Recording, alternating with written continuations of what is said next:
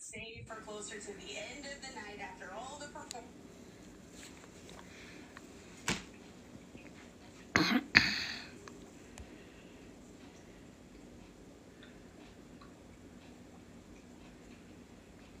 Well,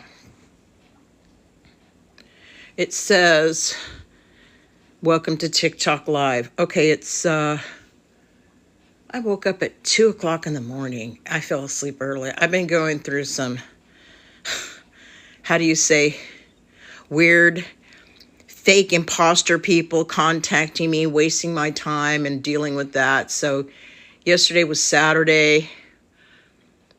I just basically stayed home, went to get groceries, went to the music store. Did I go to the music store? Yeah, I had to get a little guitar thingy fixed. I took a guitar in to be repaired. Yeah, so I went to the music store. But the reason I'm on here, okay, oh, there are people here? I guess there are people here. Anyway, the Rock and Roll Hall of Fame was yesterday. That was the 7th. Today, Grammy nominations are announced. Cracks me up. One of the people on the nomination is Bad Bunny. This guy from Puerto Rico that's going to do the Super Bowl. Sorry. What has happened to the music industry, okay? I'm sorry, but on a scale from 1 to 10, that guy is a 0, okay? Oh, by the way, this is a message for Chad Kroger.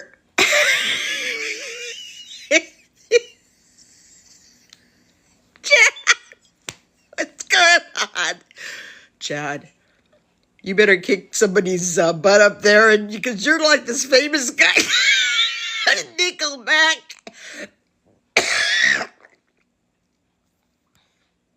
This band called Nickelback. This guy, I think he's in his 40s. I'm joking.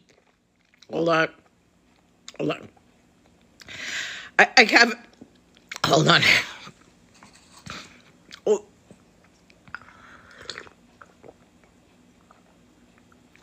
My second cup, guys. There's this guy called Chad Kroger, okay? We're in the chat. And I'm telling him, I'm laughing. He's in a band called Nickelback, right? I talk to him just like I don't talk, blah, blah. We chat, right? I mean, this guy Chad, now he's a 40-something. When men get in their 40s, they tend to smarten up a little bit. They don't drink as much. They don't do the drugs. They figure, hey, you know what? I better be good for the kids, or I better, calm it down, or I'm going to lose my wife, and, this and that. Well, anyway, I told him I was proud of him because it's not drinking as much and showing, because when you perform, when you're on stage, it takes a lot of energy. Okay. Now, so I'm telling you, I did it when I was younger. I'm 70 now. But if you're on a live stage like I was, and to be honest with you, live stage is the best when it comes to theater as well. I would rather be on a play, live theater, than in a film. Doing film production is grueling. It's time consuming. But when it's live theater, it's spontaneous. Yeah, sometimes you miss a mark or something on stage, or you say a wrong line.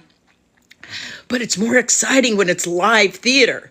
So when these performers go up on stage, they've got to have the energy. That's why a lot of them work out and, eat properly. They have, how do you say, coaches, life coaches, that show, you got to eat properly, you got to, not, and then they start getting smarter when they get older. Okay. They don't do the drugs. They don't have all the, how do you call, groupies or whatever, because they want to, you got to have a stable home life with your family if you're going to be successful, to be honest. That's what Jimmy, was it Jimmy? No, something Buffett. Warren Buffett.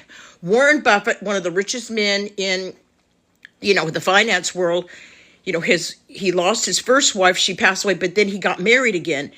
He says, if you don't have a stable home life, you're not going to be successful in business. You young people, hi everybody in here, look up Warren Buffett. He's one of the most richest, successful men in the business world, trading stocks and all that. I think he lives real frugal too, okay? Who knows? I don't think he's Jewish or anything, but he's a smart guy, okay? And my deceased boyfriend used to always compare, he goes, I want to be like Warren Buffett, Cheryl, because Paul used to trade stocks. That was what he did besides do his landscape business. And I said, well, why aren't you showing me how to do that? Oh, I don't have the time, And now he's passed, so I just, I'm going to have to learn how to do that on my own eventually, when I have 2 seconds, But anyway, this Grammy thing that was on Fox, I'm watching it, the Grammy nominations. Oh, here's another one that cracked. I almost peed my pants. Lady Gaga, who's not even a lady, let's face it. She's not a lady.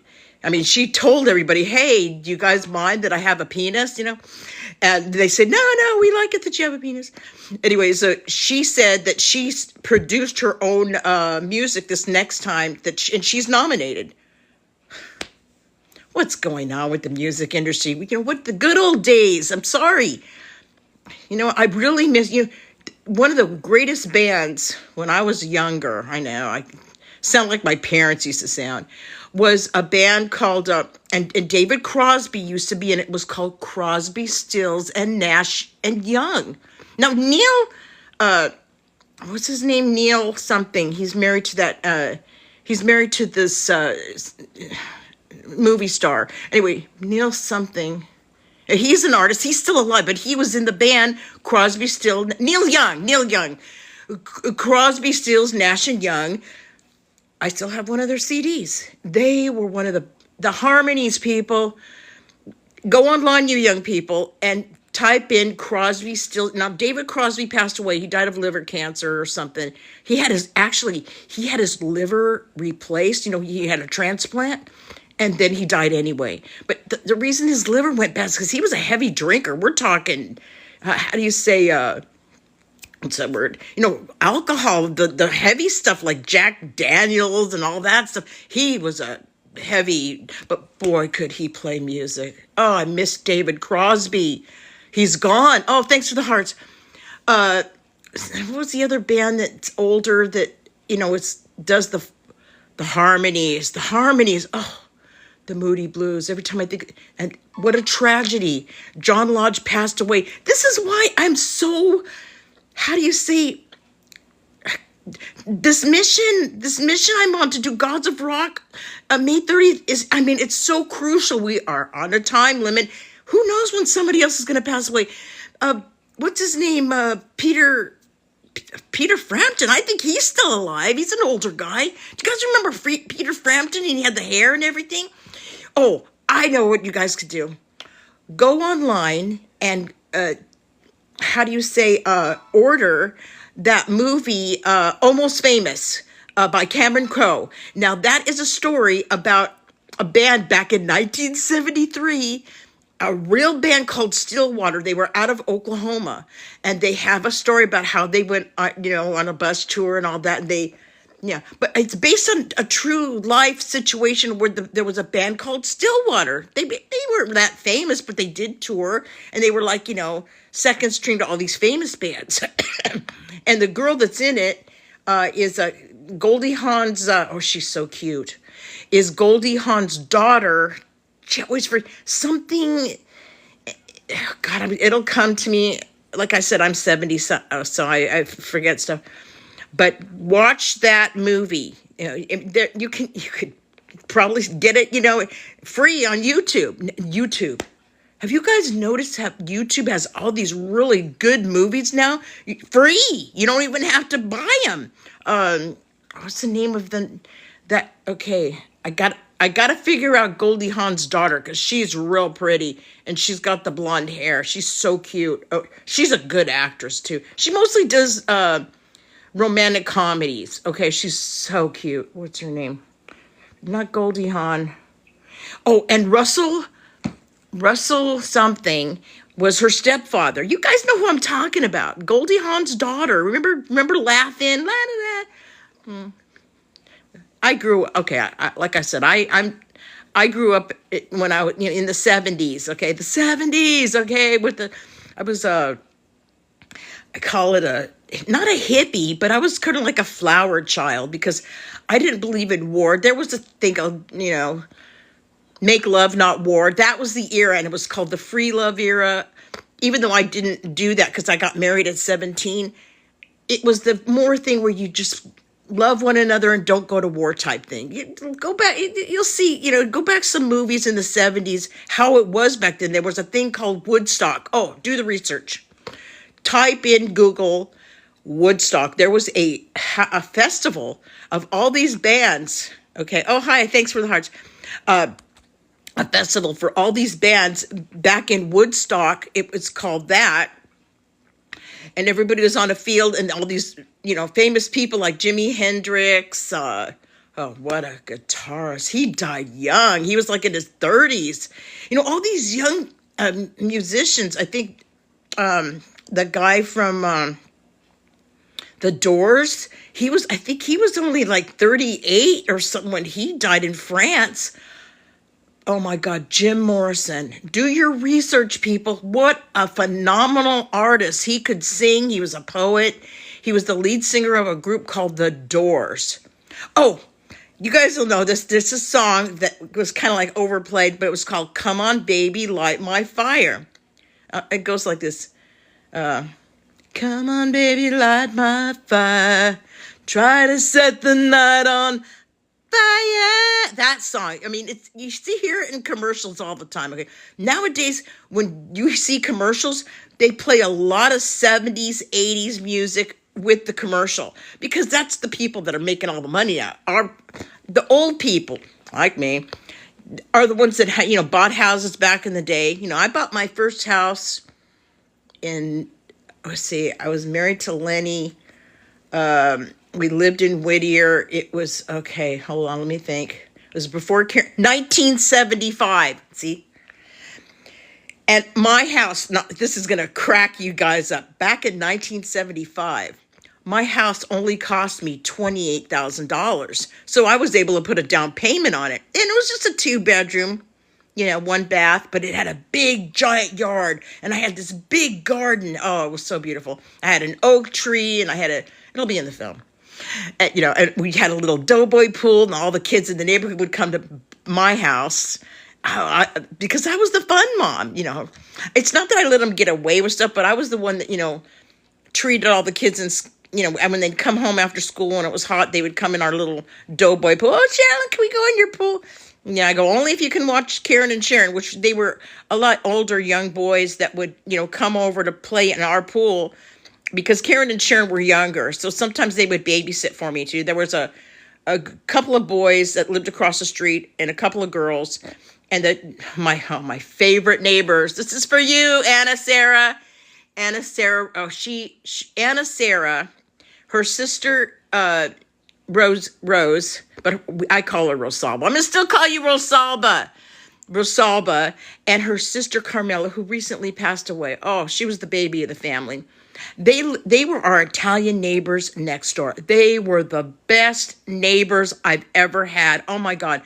20 years I had that house, and she was actually from Italy, my neighbor. She was born in Italy, and her husband were both born in Italy, and then they came over. They did the immigration thing. They did it properly, though, and she used to have the biggest, most beautiful garden, and she would, give me tomatoes and things like that, and she would make things from scratch.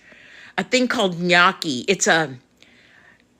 And everything she cooked was from flour. She didn't buy noodles. She made her own noodles, people. Okay. She was old school and she's still alive. They live in Vegas. Wonderful family. Sad though that the little sister Carmela passed away. Nicola, this is for you. They were best friends. The funny thing is when Nicola and Carmela used to come over to my house to play, They kind of watched my daughters were younger. They used to put on little plays in my living room. I kid you not. We had a little curtain and everything. I mean, that was the fun mom on the street. Everybody came to Sherilyn's house, okay? And, they'd come over and talk about their problems, because they were teenagers, and teenagers, we have boy problems and, things like that. But they were great babysitters. Anna and there was 2 other girls that lived on the street. Oh, they were good babysitters. Was it Shauna? Shauna. And anyway, the girls loved coming over to my house. They would do their makeup and teach my daughters how to do makeup. And they had so much fun together. That's when I was working at this place called Kitchen Consultants. That was a 5-year job. I used to be in the office for food stylists. In other words, they would prepare the food for film. I mean, it's an actual, job, talent. And God, I can't remember the name of the owner, but she was a wonderful boss. She eventually got married and moved to Colorado. Yeah. I hope she's still doing good. Jeannie was the head food stylist. I mean, she made a lot of money. And because it's actually, you're an artist because you're preparing the food for a film to make it look delicious. So when you see a magazine or a TV commercial with the food looking really beautiful, a food stylist does that so it could be photographed and look perfect, Magazines, that's what they need. They need food stylists. So now you know what a food stylist is. And I love that job. I was in the payroll department. I did all the payroll for everybody. So that was fun. That was a good job. 5 years I did that. Yeah. I have had really good jobs, okay? Before I started Shalom Productions, I've had good jobs. City of Whittier, that was my fun job. I loved that job. Oh, man. It's when you work for a city, it's like you're a family, okay? I hated to lose that job. Yeah, I had to quit. I'll tell you the story about that. Michelle was 3 years old, the baby. And my ex-husband came in. Swear to God, this is a true story. He came near. See, I had a restraining order on him because he was violent. He came near my office and he got a trumpet. This is a true story. It's not really a trumpet. It's called a shofar. Okay. And he blew it outside. And everybody in the office goes, "What's that noise?"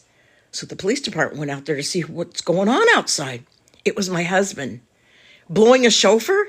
I go, "God, Randy, you're going to get me fired here."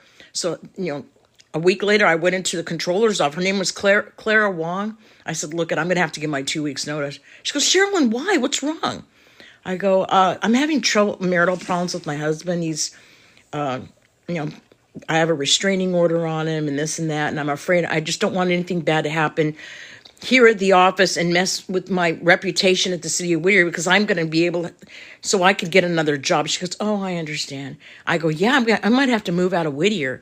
It was really a hard time in my life because I didn't have any family support at all. My mother, well, that's another story. It's in the film about my mother. Now, my dad, he was an angel. It's all in the film, people. Yes, I had a very exciting life. And still, even to this day, my life is exciting. Why? Because I have this vision of the world. See, it's not over until the fat lady sings. That's me. See you in the movies. Bye now.